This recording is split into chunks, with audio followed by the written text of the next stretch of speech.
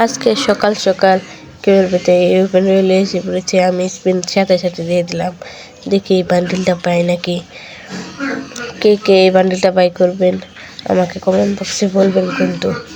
দেখি আরেকটা স্পিন দিলাম, পেলাম না। ওখানে স্পিন দিব, সিঙ্গেল স্পিন দিলাম, তাও পেলাম না।